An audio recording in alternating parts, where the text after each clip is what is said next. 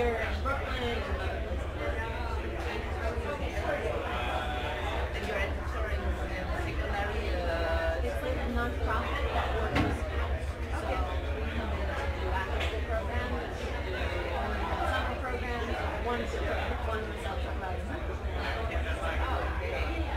All right, y'all, we're going to get started in, let's say, 90 seconds.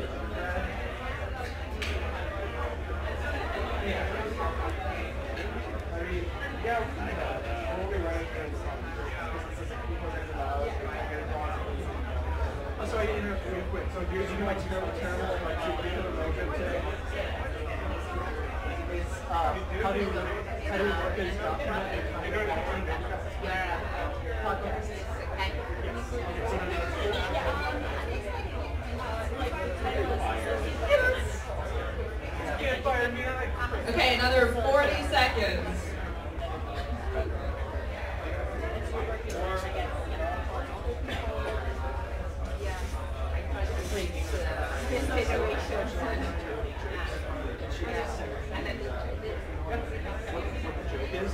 So I just sent her one that just said podcast. It says, how do you catch a whole group of If I could ask everybody in the reception/red room to shuffle on to the other side of the wall so we don't hear you chatter. The main space is about to start our session. And 3 is that way. Cool. Thanks everyone for joining us. This is track 1. And we're going to be having our panel here, and it's called Engaging Communities Through Game Design. So we have 3 fantastic speakers today. First up, we have Negin Dahya from University of Washington. We have Margarita, all the way from Quebec, Canada. And we have Sara Vogel from Global Kids here in New York. So each speaker is going to go back for 15 minutes, and we're going to have about 10 minutes of Q&A afterwards.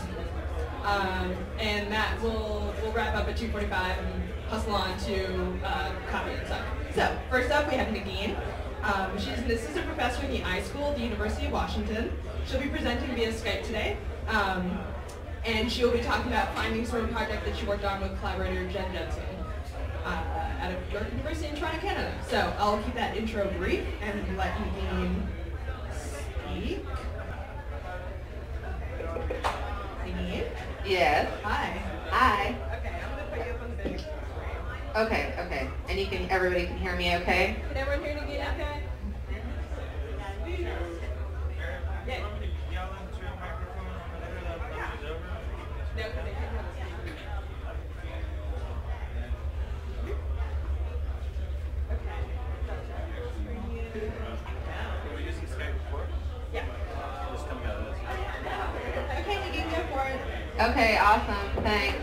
Hi everybody. I can't see you, so. Oh, wait, you can. Oh, okay. Okay. Yay. Hi.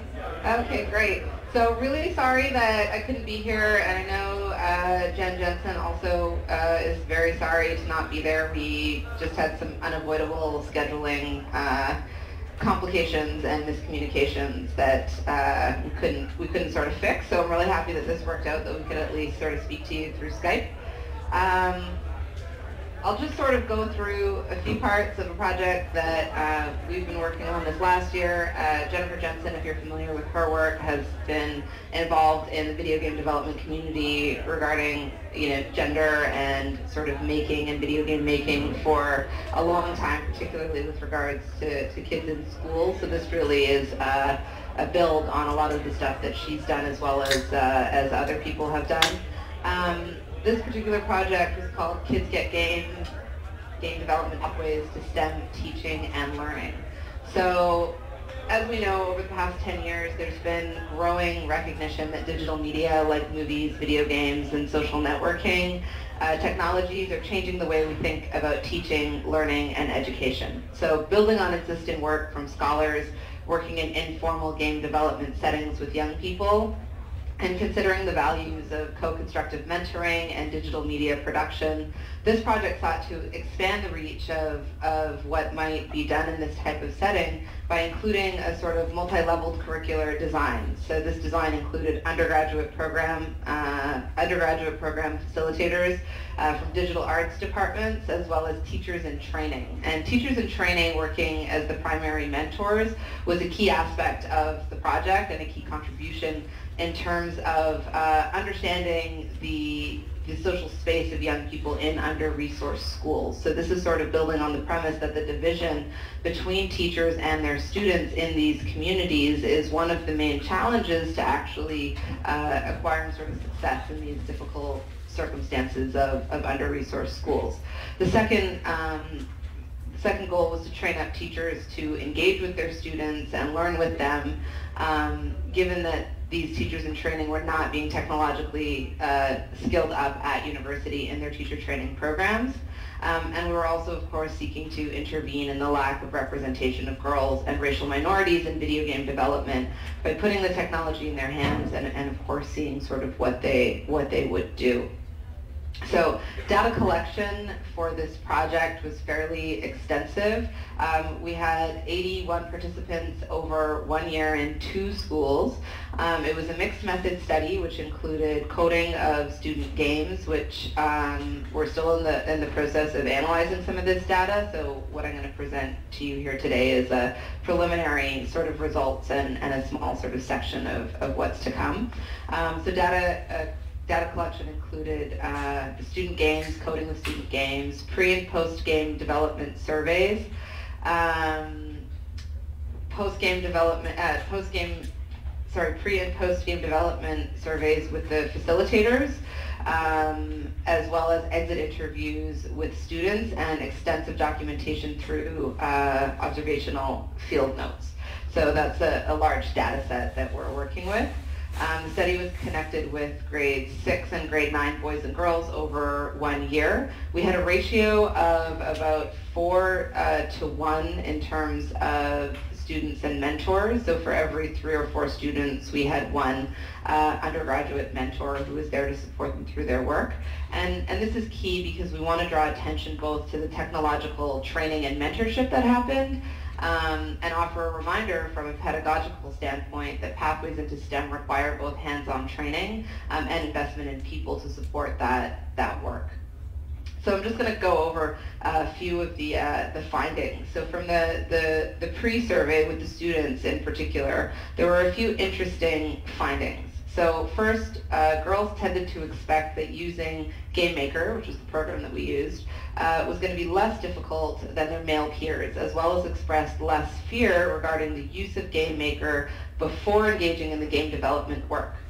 So we interpret this as a show in the survey data of overconfidence presented by girls, which is a stark contrast to the common sort of self-deprecating, performance and conversation of girls as unable to do this kind of video game development and maker work. While boys showed more enthusiasm and interest in the game-making process than girls before engaging, and so they showed a sort of overconfidence and overenthusiasm in participating in this program. Grade 6s tended to report more self-confidence in using GameMaker overall, as well as fewer negative self-attitudes in terms of believing that they were not good at GameMaker or that they were not the type to do well at GameMaker. So this sort of points to, this issue of sort of targeting young and the sort of sociocultural context around the video game development process that maybe psychologically hinders us from participating as we get a little bit older and in the school environment. So grade 9s in particular showed overconfidence in a tool that they didn't know and in a subject they are traditionally and stereotypically presented as not being confident in. So we see this as an important finding in terms of the construction of narratives about racialized and marginalized young people who in schools are subject to treatment from teachers and community members based on public and popular portrayals of who they are and what they are capable of doing. So what I mean by that is the literature in education and in education based in sort of urban schools and under-resourced schools with primarily immigrant and racial minority communities suggests that because the teachers do not come from the same communities as their students, they do not necessarily understand the lived experiences of their students, and the way that the subtle biases play out is largely driven, or at least in part driven, by the sort of popular discourse around, you know, what it means to be an at-risk youth. And so this kind of a finding suggests that there are ways to demonstrate different narratives and to show through this kind of research that there are different versions of what it actually looks like to be a racial minority and a girl of color in these under-resourced communities. Across these findings, there was no significant difference attributed to how students self-identified in their surveys in terms of race and ethnic difference within the community, within that community of students who were a part of this. Now, in the post survey, there was no significant difference between gender regarding attitudes towards Game Maker. There were no significant differences between gender and self-reported confidence regarding Game Maker, and grade 6 boys and girls enjoyed using Game Maker more than grade 9 girls and boys overall. Now, when we take the sort of pre and post and we look at our difference analysis, all of the participants reported feeling less confident, both that they could problem solve or that they could figure out what to do if they got stuck in Game Maker after the intervention. So they actually had less confidence that they could problem solve after the intervention. So participants, boys and girls, following the intervention reported significantly more agreement that they found Game Maker to be enjoyable and stimulating, and that they would have a hard time stopping once they started working. So on the one hand, they're saying, you know, we are less confident that we are actually able to problem solve if we get stuck than we were before. But we also feel that Game Maker is a simple subject and that we don't want to stop playing and that we enjoy it.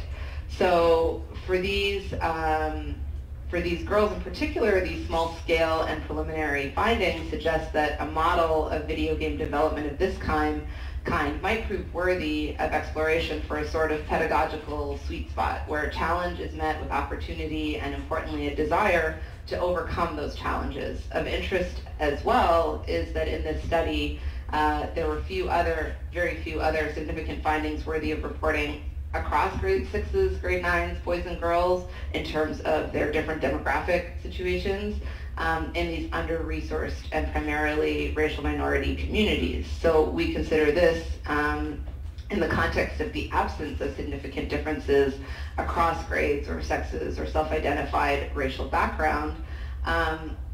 And in order to consider the issue of different games or the difference games can make at the intersections of marginalization for girls of color in under-resourced schools, we consider once again the impact of framing how we look at what young people do or can do or want to do as a matter of class and access, especially for girls of color in schools, where the trifecta of non-representative teachers, the persistence of male-dominant culture of technology and video games specifically, and a lack of access to technological resources and training leaves them at a significant disadvantage. So it appears in this intervention that learning 21st century skills such as problem solving and the resilience to continue working through technical problems in the form of video game development could be situated in supportive video game and digital media making environments based very much on adding sort of access to tools and access to training rather than actually focusing on these intersectional issues of gender and class. In this work, as I mentioned, it's still a work in progress, and the data analysis of facilitator pre- and post surveys and exit interviews is still underway, as is the analysis of the coded games. So what we're hoping in the next couple of months is to pull out our findings from those data sets and look at them in relation to the student pre- and post surveys, as well as the field notes and what's documented there, to sort of have a more holistic picture of these sort of co-constructive mentoring environments within game development and within the game development process for these under-resourced communities. And I think that that is about it. Thank you.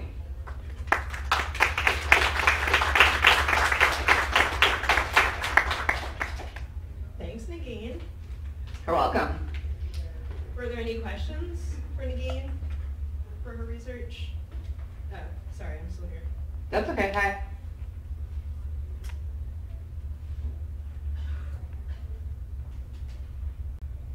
How did you pick your participants?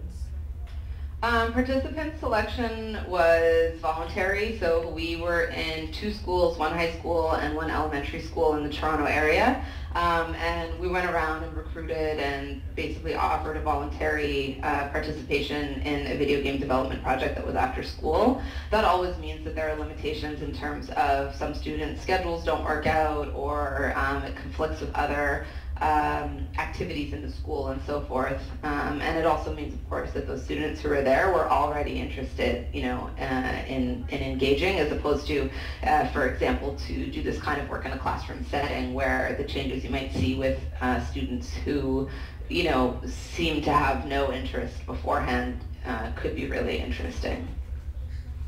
And just any other questions?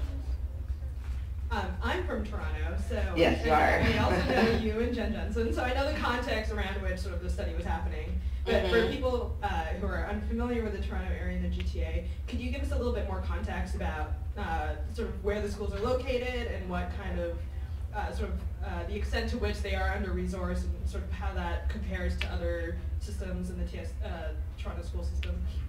Yeah, I mean, so we basically looked at schools that were ranked as the sort of lowest achieving on the school board's, you know, academic achievement kind of listings.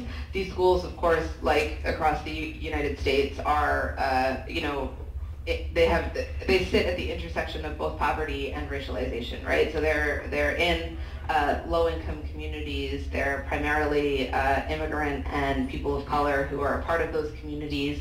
And the schools are typically overcrowded and underfunded. One of the schools in this case was an interesting one because it was actually in a gentrified or gentrifying kind of neighborhood, and yet it's still actually ranked very, very poorly. So that one was a little bit different, and we did see some of those differences in the kinds of experience that those grade 6 kids had in terms of their comfort and readiness and engagement with the technology. A future question would definitely be around with grade 6s there compared to some of the grade 6 communities we've worked with in you know, arguably even more under-resourced communities, how much that related to their sort of enthusiasm and confidence in their participation. Cool, thank you. And I have one last question before we let you go. What is on your shirt? Oh, that's my One Love Toronto shirt. Yeah. I thought you would like that. I wore it for you. There are some Toronto people in the audience. Nice. Yeah. Awesome. Yeah. Thank you for representing. And thank you for joining us today, Negin. We thanks so much. Thanks one last round of applause for Negin, please. Bye. Cool. So I'm going to turn off mirroring now. And next up we have Margarita. And she is joining us from, oh no. Quebec. Quebec, yes. I know your bio just went away. Do you want me to introduce yourself? Oh, okay, yeah, sorry. No, that's fine. So Margarita is an assistant professor in educational technologies at the University of Laval in Quebec, and a researcher in the FP7 Network of Excellence Games and Learning Alliance. Her research and teaching interests focus on educational technologies and lifelong learning, including educational, organizational, and informal-based learning contexts.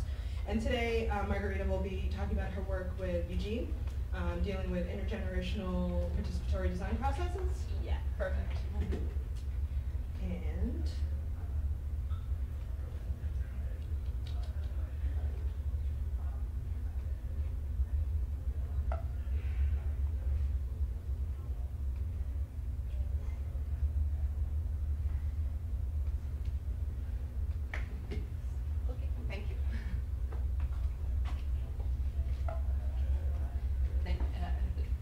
everyone.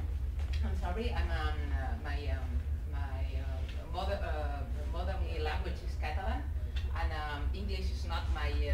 It's a language that I have been trying to master for many years, but I'm still not very good at. Then, in case you don't understand me at any point, don't hesitate to ask questions, not about the content, but even about the things that are maybe not clear. Then I was not engaged for my English proficiency. I'm teaching in a French-based university, in Université Laval. French is a language I master better. I could understand my students and doing a Q&A with my students without difficulty, then this is okay. Everyone knows where is Quebec?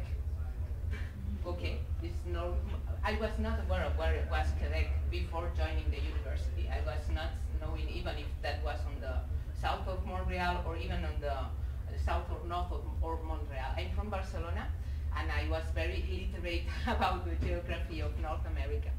And I'm working with Eugène Loos from Utrecht University and University of Amsterdam, and 30 other partners in an amazing project that has been started last year that will long for the next 7 years, that is founded by the Social Science Research Council of Canada, that aims to promote the use of digital, of ICT among elderly. Then I will thanks for the founding, because this is always something that we should say, that thanks for the organizers for accepting our presentation, and thanks for the founders for this opportunity. In the menu, I will do a very short reflection on games and girls and female in games, and what is missing from my point of view. And after I will introduce the work we are doing in the ACT project, in the group we have called the Silver Gaming Group, working group, and then introduce an intergenerational digital game creation experience that puts together elders and young children to create games together. And I will invite you to come to Quebec this summer. In summer, Quebec is not under the snow. It's even normal weather at this moment. And we are having a Silver Gaming intergenerational summer school that will mix in the morning research, blah, blah, blah, from researchers from game design, game development, social science, didactics, and these fields. And in the afternoon, we will do a new experience of intergenerational game creation experience. Then you are invited, and the role you can have inside the summer schools is very flexible, depending on what is your experience. Who knows Dragon Ball? Okay, oh great, a lot of persons. That was my favorite manga series, it was difficult to identify with the male characters, the Saiyans, Super Saiyans, and moreover, there was so little female characters.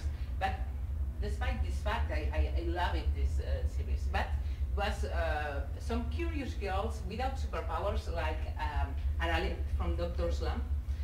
Then, without having superpowers and being a girl, identified with the role models I was having at this moment, that was teachers, female teachers that were great role models for me. Then I became a scholar in education. But because I having not a financial support, I did some e-learning developments. I started in the startup bubble companies with a lot of funding at this crazy moment of the 2000 years, and then we did some flash games for education. Then I became a mom, but things started to. I started to become to feel that I was outside the norm at this moment, because when you're a woman and you are young, that's okay. That's you call many different roles to identify, but when you're becoming a mom, the role is even more, there's the mommy culture is even harder, and more, the role is even more, the scope is even, the perimeter is even more limited than being a woman. And I was very upset of when trying to go to games that was about motherhood, pregnancy, or whatever. It was all terrible and undeveloped. I don't know if there were women involved, mother that involved in this games design, because it was really, really, really stereotypical.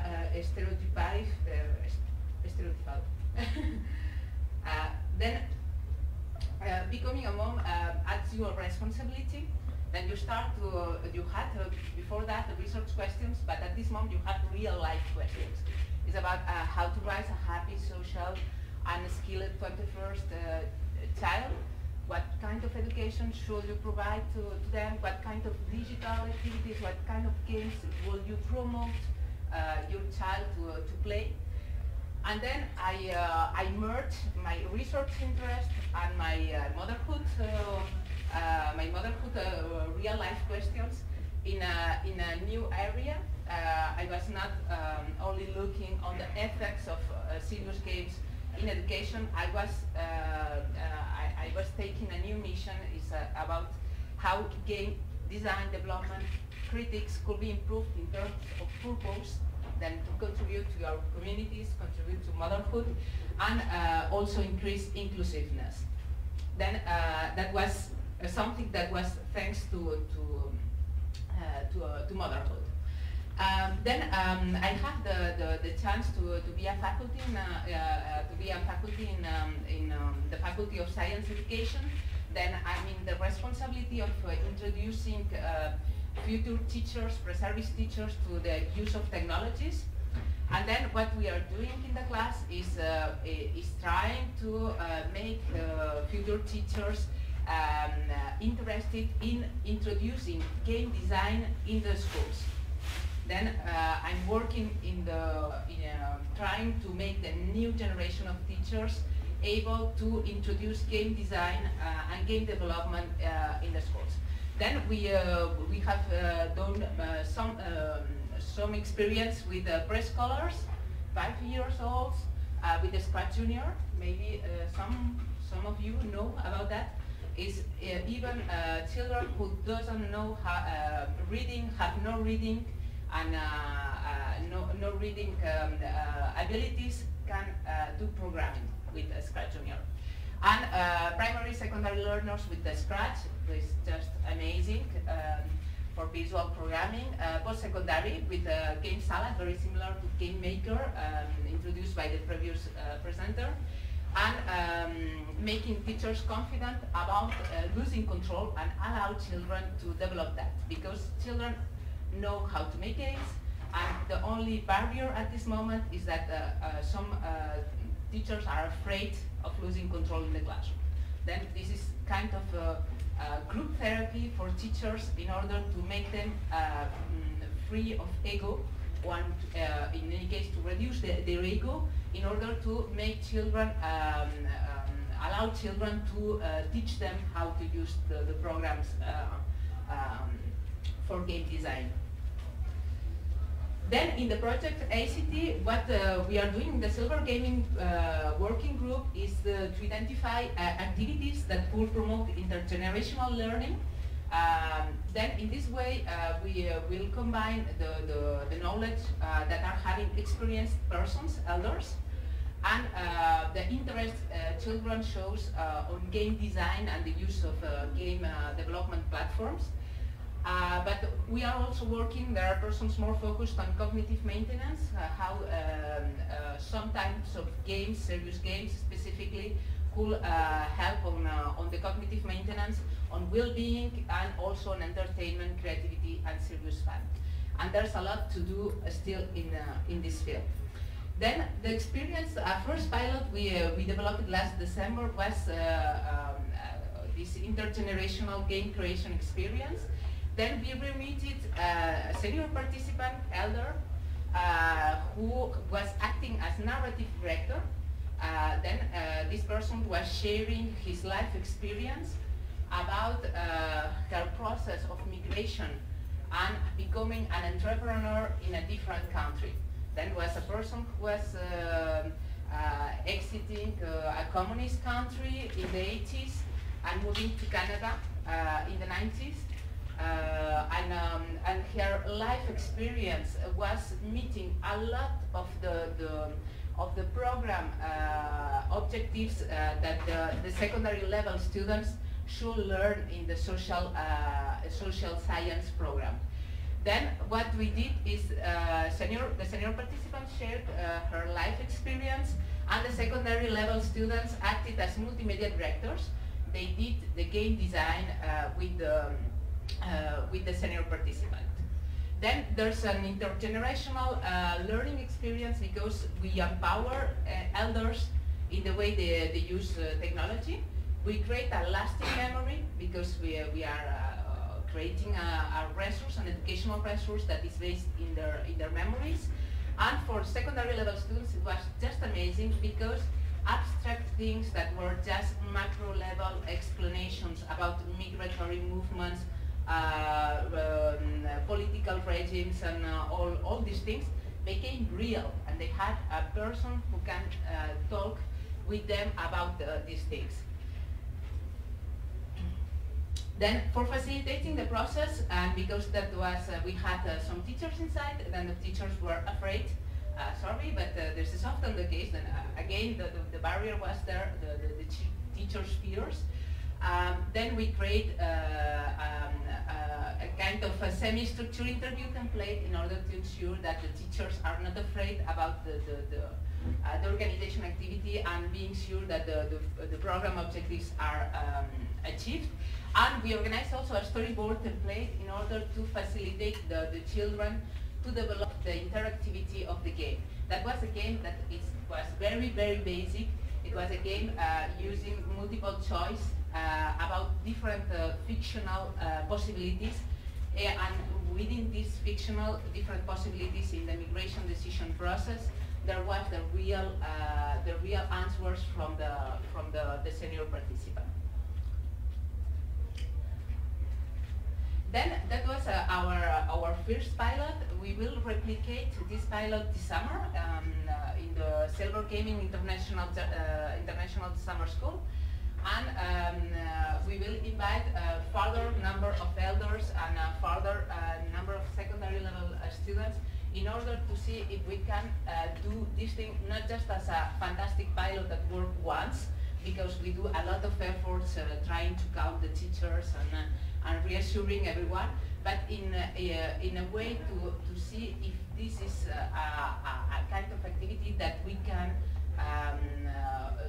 replicate and introduce in the classroom in a more regular basis. Then you're invited in case you want to participate as a game designer facilitating the process. You are welcome. In case you want to come as an observer, you are welcome.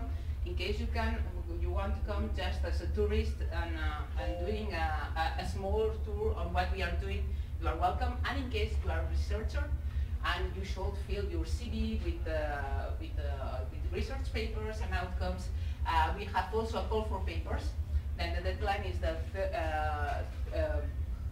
last of at the end of the month.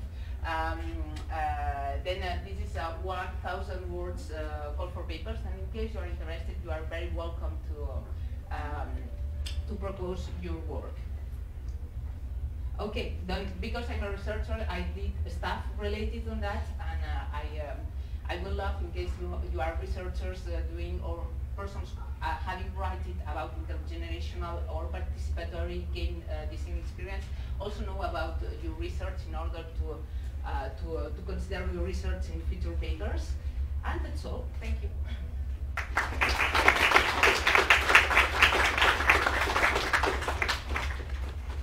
Thank you. Do we have any questions for Margarita? Oh boy, okay. We'll go one, two. How is sort of the conversation and the discourse different than what it is sort of in more how is the discourse different between sort of seniors and youth in terms of talking about game design and creating projects together? What was the change in the discourse? They have the perceptions. Well, the person who was invited for sharing her experience has no idea of what was serious games, and has even assumptions of games as being something that are even dangerous for children because losing time, violent, etc. Then after seeing that the game is a creative activity, her perception of what is a game changed radically, because her perception of games that was media based on stereotypes of games being violent and killing persons, and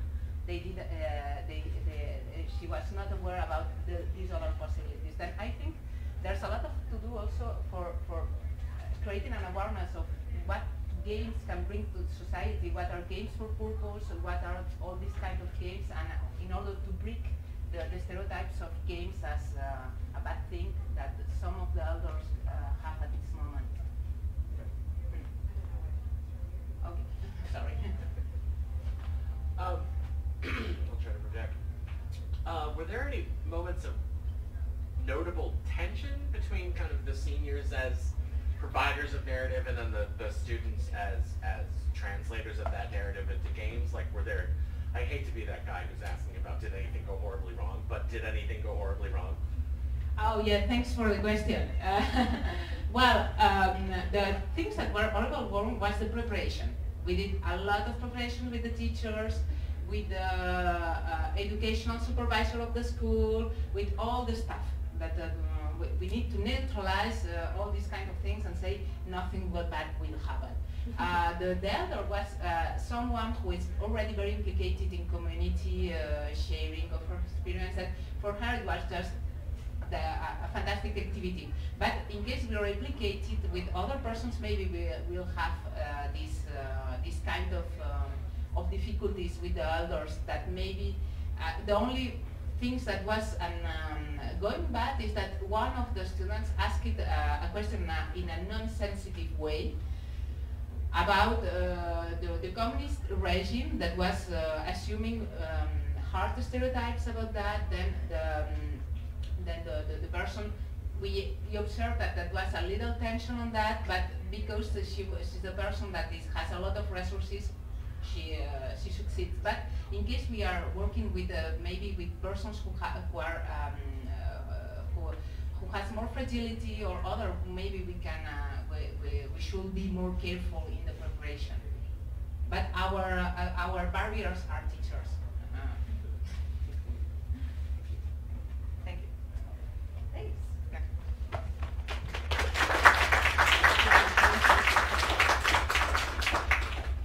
Thank you. And our third and final speaker today is Sara Vogel from Global Kids here in New York. And Global Kids is a nonprofit organization for youth education and development through in-school and out-of-school programs. Sara designs and implements geolocated and video game design curricula to promote youth self-expression and awareness of global social issues. And I feel like we should give you an extra round of applause because you are entering CUNY this fall as a new PhD student. So apologies, but also congratulations. And so we're going to have Sara speak. All right, excellent.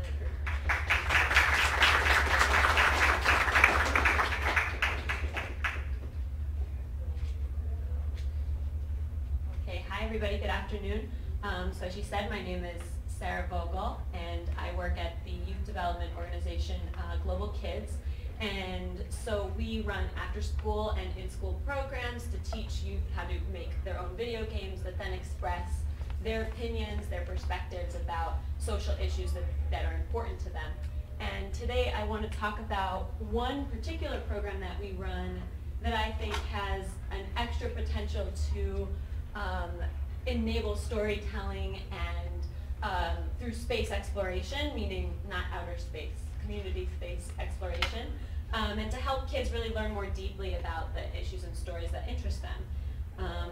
So this program is called NYC Haunts, and it's premised on the idea that here in New York City, it's an old city, there are ghosts that surround us that we can bring to life using mobile technology in tracks around the neighborhood enhanced by game mechanics. So it involves those three things: exploration of physical community, stories and issues from local history, and then those mechanics. And we use a program called TailBlaze, which is under development right now at MIT, similar to Scratch, blocks-based programming. And we've made games all over New York City by this point, at schools, at community centers, museums, also at libraries. We've done this since 2011, though only within the last 2 years have we used TailBlaze. And we also were really excited because we have all 5 boroughs over there, including Staten Island, right there at the tip. And we have one in Mount Vernon up in Westchester, too. So I'm going to talk about 2 different experiences that you've had in designing location-based games that I think are really indicative of how they told the stories of local history through their own lenses to raise awareness of issues and topics that were important to them. So the first program I'm going to talk about is at the High School of Global Citizenship. So you can see the students in this photo. It's the dead of winter last year, 2014 winter. And they're just beginning their exploration by playing a game that was created by other students at the Brooklyn Public Library. They're right nearby in Crown Heights, Brooklyn, if you know the area. So they played that game, and it helped set the stage and inspire them for the game that they would create, which they decided to site at Ebbets Field, or the former site of what was Ebbets Field, the place where Jackie Robinson famously broke the color barrier in Major League Baseball. And what I love about the design process was we really had a menu of options available to the kids because there's a lot of rich history in this area. There was Revolutionary War history, not too far away. They went to the Brooklyn Public Library and learned about the history of their school, which had some interesting things there, but they decided to go for Jackie Robinson and Ebbets Field, which you can see now is not Ebbets Field. It's a housing project. So one of the residents of the housing project was in our program, a young woman who told us about why she chose the topic. So she said, after a long time of brainstorming and discussing, we wanted to do something that is based in our neighborhood and something that relates to all of us.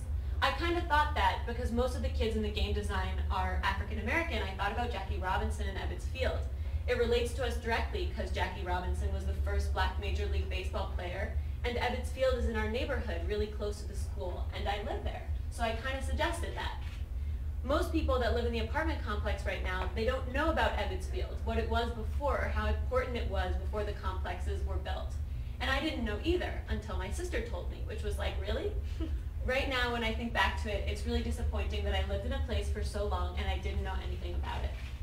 So that was sort of I's background of why she really pushed the group to consider this topic, and the others, upon hearing her reasoning and her ideas, liked the idea too, and we went forward with it. So I'm just going to show you a couple of screenshots from the game of what came out of it. So in the game, you play as Jackie Robinson, and you have patience points and reputation points. And you have to balance these 2 kinds of points in order to win the game. So we superimposed the image of what was there, which was the baseball field. And you walk around the space as you do, a little yellow dot follows you, and you go to the different bases, and you're confronted by the kind of racist and dehumanizing situations that Jackie Robinson faced at the time. So the kids did a lot of research into this. And then you had to choose. So for example, on third base, Southern players refusing to share the field with you, trying to get a petition together to kick you off the team. And so do you let your anger out, or do you focus on the game? So you're making an ethical decision here that's based a lot on the constraints that Jackie Robinson faced. So if you let your anger out, here come the stereotypes, and here come the media portrayal of you. And then if you focus on the game, there's a lot of, pent up energy there. So the kids have designed this sort of system where you're making these decisions until you get the home run. And so in this way, you're exploring space through the lens of Jackie Robinson, but also through the kids' reading of what Jackie Robinson went through. And I think that there's a lot of power in that narrative, and we got to see just how much power there was in that narrative when later in the spring semester. So I love this picture because this is Siobhan, one of the students in the program who was in 10th grade at the time, and he's at the Global Kids Benefit, which is a fundraiser, so we were expecting people to donate money based on this powerful experience. But he's talking about the powerful experience he had being able to go show the game at the Department of Education, an event in the summer, National Summer Learning Association, and he showed Michelle Obama the game that he'd created. And she felt that that narrative was extremely powerful, being from, the community that is her husband being the first African-American president, her herself being very familiar with and knowing Jackie Robinson's wife. And so all of those factors combined to make this an extremely powerful experience for Siobhan. And then the second experience I want to talk about is very different, and it's at The Point, which is a community center in Hunts Point in the Bronx. And the difference here is that, in the Jackie Robinson game, we pitched it to students, what do you want to make a game about, right? Something in your neighborhood, it's got to be rooted here, but it's up to you. And then that's where, the student came in and talked passionately about her connection to Ebbets Field. But in this case, we were given a topic and we were given a location by the community center, which really wanted to raise awareness about this park nearby called Drake Park, which they found to be, it was a slave burial ground years and years ago. And so the youth had to create a game about this. And we were really worried that by kind of giving them this storyline, we would be stepping on their toes. We would be stifling their creative voices, and so we really had to tread carefully around this to make sure that they felt like the game was their own and could still make it their own. So we did this in a couple of different ways. So we, of course, visited the park, told them about it, and in the end, when we interviewed them, they were under no illusions that this was their topic. They didn't say, oh yeah, this is totally our idea. They understood that the topic was pre-chosen for them. But it was really exciting to see how they acknowledged, or how they still made space for their own agency within the game design process, and were still able to use this story to think about broader issues that they connected with. So, for example, or let me just walk you through the game so you can see what it wound up being. And you can see where some of the stories and the agency of the students came in. So the star of the game, the player, is Alex, a teenager. It was very important to the students, the youth, that they had a gender-neutral name for this character. They wanted you to be able to identify it no matter your gender. And your friend, also gender-neutral name. You dare them to go into the park, they never return. You wonder why, and part of it is you meet these ghosts of the slaves. We have records of the names of those slaves that were buried in this park years ago, but there's no formal declaration that they were there. There's no tombstones, yet the tombstones of the slave owners are actually still preserved in like a nice manicured garden. So you don't get that for the slaves, so they wanted to honor the memory of these people by having the player return objects that they had lost. So you have to use your memory to return these objects to the ghosts. So this is S talking about why, in the end, she wound up being connected to the topic. So she says, I remember I heard about Drake Park, but I didn't know the slaves were in Drake Park. I thought they were somewhere else. When we went there and they said they were under our feet, I thought I was really awkward because I could have a really weird feeling because I came here when I was little and rode a bike and didn't even know. So I actually really like it, meaning the topic. When we were doing the bios and stuff, I was like, wow, these people had really bad lives. There were a lot that had really good lives and were free, but it was sad to know that we only had bios about some that didn't live here. So we were forgetting everyone that lived here. It was really sad, but it was cool that we got to, help them be remembered. So agency being built in through the empathy gained in the game design process with the historical actors, and also through the student choice of what section of the game process they wanted to work on. So some of them chose to be coders, some of them chose to be storytellers, some of them were investigators checking out the park and taking notes about where we wanted to put the different agents in the game. So they got to choose and then really came to identify as the roles that they encountered. So this is S again. Me and my partner Anne at the time did more of the controversial characters. That's like we were talking about the little girl that got raped. We didn't mean for it to be so graphic, but we didn't want to lie about the history that happened to most of the slave women at the time. Kids shouldn't know graphic things like that, but it's our history and you can't ignore history. They're going to find out sooner or later, so you can't sugarcoat it now. And we have more surveys similar to the first panelists. We haven't analyzed the survey data or the interviews, but I wanted to just show a couple of those to give you a sense of the powerful nature of the experiences the students had. So I just have a couple of questions that I still have in my mind as I do these programs all around New York City. That lingering question about promoting youth voice, but also guiding them to expand what they know about a topic or place. If the community center in the Bronx hadn't said Drake Park, maybe we would have gone in a different direction and it would have caused the students to stay in their comfort zone a little bit more, which could be a positive thing or it could be a missed opportunity. And then also broadening that definition of history. We've had some games that have reached back, way back into the past, such as the 17th century, and then we've had games that are trying to take place here and now, and those look very different. So thinking about that in terms of the ghost lens.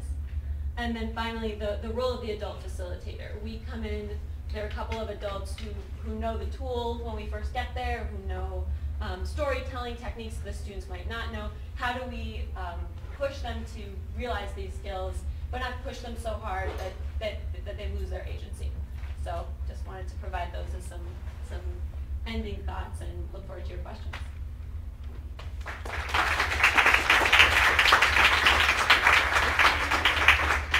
Thank you, Sarah. Do we have any questions? I'm just wondering if those games are downloadable for the public and if people go and play them in those spaces. Yeah, so anyone can download the app. It's called TailBlaze. It's free, and you need a mobile device. You can download the app and then type in the game code for the particular games, but you have to be in the place, which I think is really special about these kinds of games. You can't play this game unless you're in the Bronx, unless you're at Drake Park, or if you're at Ebbets Field, which I think adds that extra layer of specialness. Also, if you download TailBlaze, Global Kids is one of the only organizations using it in New York City, so as soon as you download it, it'll just say Global Kids Games Play, and you can find their games there. This is just a random thought, but what would you think about simultaneously, I love that the game works in an actual physical, real world space. What do you think of maybe if you were teaching game design students this sort of thing, creating a virtual space that then interacts with the real space, right? So as they're discovering this history of the real physical space they're journeying around, they're creating a digital space based on their discoveries, and so the two are kind of intended to interact. Did that make sense? I think so. That would be pretty cool. I mean, I don't know. We're using MIT's technology. We don't have the capacity as a nonprofit organization running after-school programs to sort of delve into the developer space, but any tool that's out there, we would want to check it out to do that kind of thing. Yeah.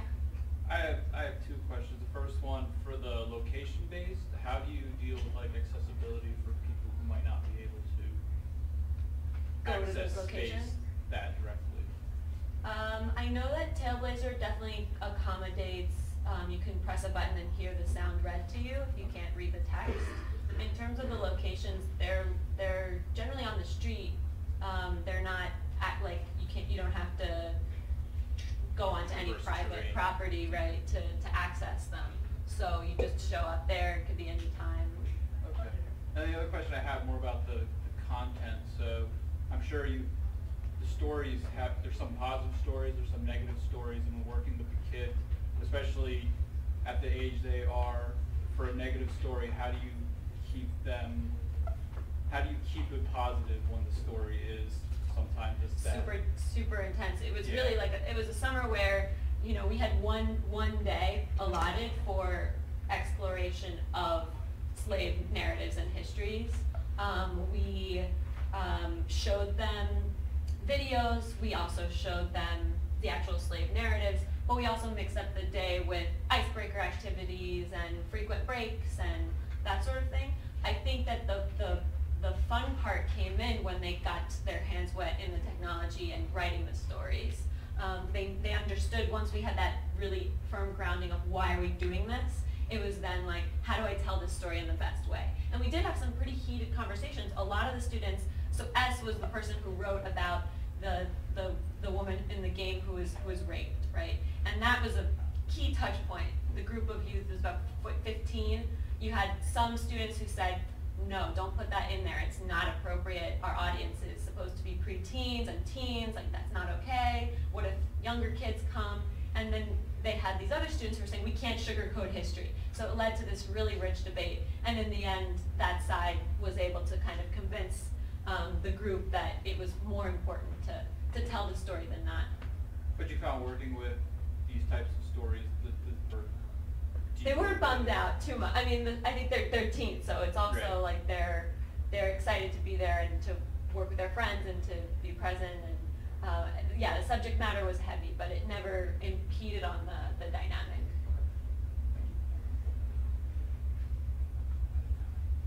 Cool, thank you.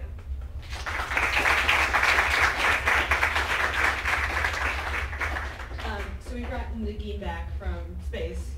And if we have 50 minutes, we all finished early. So if there are any questions for any three of our panelists, feel free to speak up and chime in, or we could just end it early, or you can hang around. We can do both.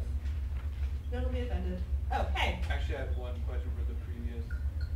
So you're obviously from many different backgrounds. You're from Barcelona. You're working in Canada. You're working with someone from Amsterdam. I'm curious if, maybe not in your research, but just having all these experiences in terms of games and society, do different countries have different perspectives or different expectations of what a game is going to bring them, or internationally is it pretty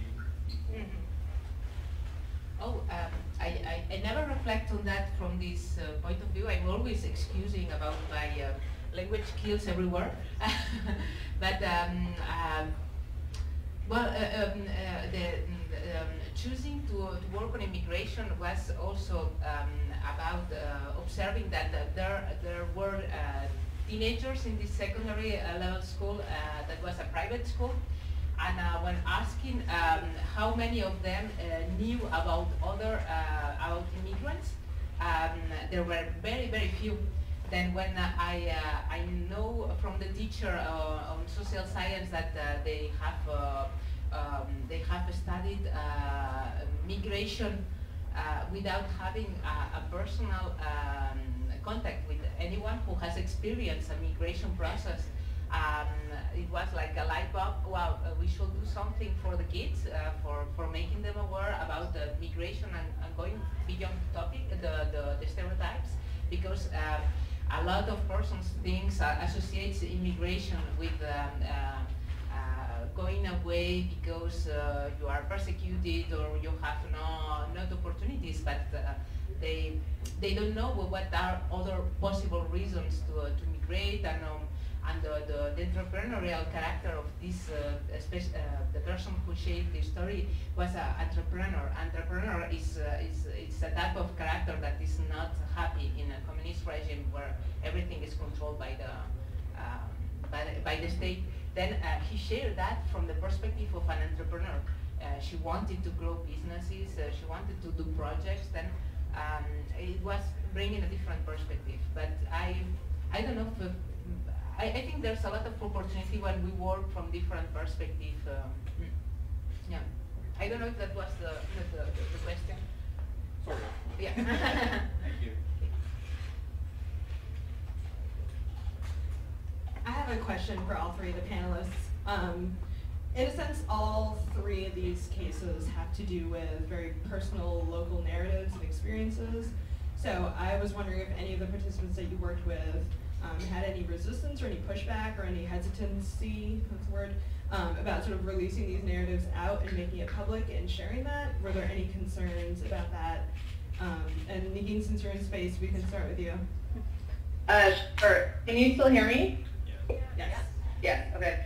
Yeah. I mean, that's a good question. I think that our project was actually intentionally sort of focused more on the skills training and the relationship building between the teachers in training and the students, rather than on the sort of access to narratives and sort of empowerment through the telling of personal stories and sort of socially situated stories in that way. So we had very general kind of themes around like environment and a school celebration and things like that. So I think for our project in this case, though we have certainly done that kind of work before, it wasn't so much focused on some of those more challenging narratives that add a really complex layer to producing this kind of work. Cool, thank you.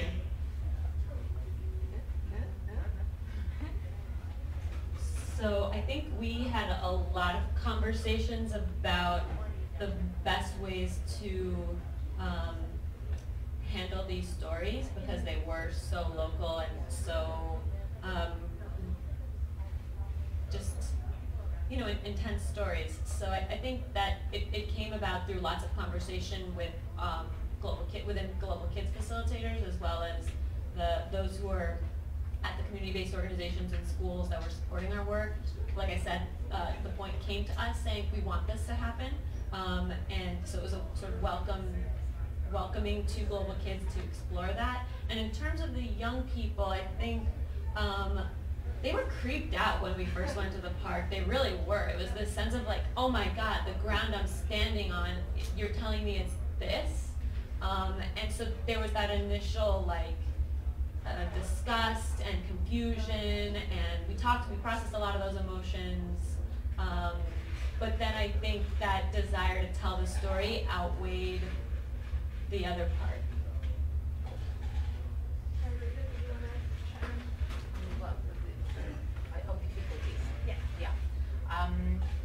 Well, no, from our side it was excitement. The children involved in the experience were saying to us, outside their teachers, this is so exciting, this is not the kind of blah blah blah we are used to have in the classroom. We really love to learn from a first person experience. Then they were thanking us to go to the school and bring them a real person to tell real stories, because they say to us that they were bored about being told every time in a very instructive way about real things. Thank you. Any last questions before we? Yeah. So this is for any of the panelists, I guess, but it seems like everything is sort of, maybe not the intergenerational, but these other two projects were done within existing communities. And I'm wondering if you had conversations about taking two different communities or segments of different communities and building a bridge to create a new community. So an under-resourced school and a school with a lot of resources coming together to learn skills or create a project so that perhaps the students in the resource school understand a little more about people in under-resourced communities. Those type of things. Does that make sense? Negin, did you hear that question? Sorry, I didn't actually hear that question. Could you repeat it, Marianne? So my question is about, rather than just working within existing communities, about trying to create new communities by bridging segments of different communities. So a resource school and an under-resourced school learning skills together and building a project together, so that there's greater understanding between, especially in New York, like these communities are very close together. Like if you walk down Myrtle, on one side of Myrtle, everyone looks a certain way and it's a certain socioeconomic class, and literally like across the street are like $1 million penthouses, and those kids have a very different experience. So trying to create communities and understanding beyond traditional geographic boundaries, I guess is, have you had conversations about that? Have you thought about that? How could you do that? So, I mean, I think that's a really interesting question and a really good direction for trying to really enact social change through these processes. From my standpoint, and I think what Jen and I have been really trying to do, and what I know she's really carving out with the continuation of some of the work we've been doing based in Toronto, because I'm in Seattle now, but you know, is refine a kind of curriculum around these sort of co-constructive mentoring processes that would be a really strong foundation for, you know, applications like the one you are proposing. I would argue, or I would think that, you know, to do so without a really strong foundation from a curricular standpoint and without really well-trained sort of mentors and facilitators to address some of the challenging sort of social realities and, you know, cultural differences that are going to emerge in those kinds of spaces could be damaging if it wasn't really done thoughtfully from the start. So I think that's a great way to go and a great opportunity to bridge these communities, which in Toronto are also, you know, kind of in some cases next door to each other. But I think we need to really refine that process before doing so. Yeah, I agree with everything that she just said. And I think about some of the programs that we've run. We've also run this at the Brooklyn Museum, where the group was more of, it was pulling from all over New York City, all different kinds of schools. And, but that experience it was really awesome, but it was also, the game wasn't about, it was about like ghosts and haunting the museum. So it wasn't like it had any kind of really charged content in the way that I think she's saying you need really skillful mentors to be able to take that on. Cool, thank you everyone, and thank you again to our panelists for a very insightful, thoughtful, and interesting conversation. Thanks.